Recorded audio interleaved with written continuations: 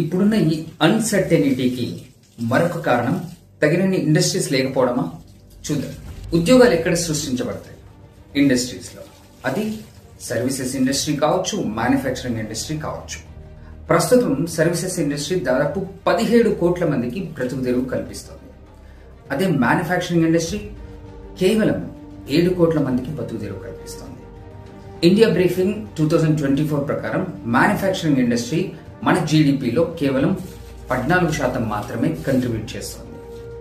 వేగంగా డెవలప్ అయిన east Asia దేశాల్లో ఇది 25% పైగా ఉండేది. నిజానికి మన దేశంలో మ్యానుఫ్యాక్చరింగ్ సెక్టర్ జీడిపిలో 26% ఉండాలి. అలా లేకపోవడం వల్ల తగినన్ని ఉద్యోగాలు సృష్టించలేకపోతున్నాం. ఒకవేళ మ్యానుఫ్యాక్చరింగ్ రంగాన్ని జీడిపిలో 26%కి తీసుకెళ్లగలిగితే అదనంగా 6 కోట్ల మందికి జాబ్స్ దొరుకుతాయి. కానీ ఎవరు చేయాలి? మన పిల్లలంతా ఉద్యోగం కోసమే చూస్తున్నారు, కానీ ఇండస్ట్రీ పెట్టాలనే ఆలోచన లేదు కదా.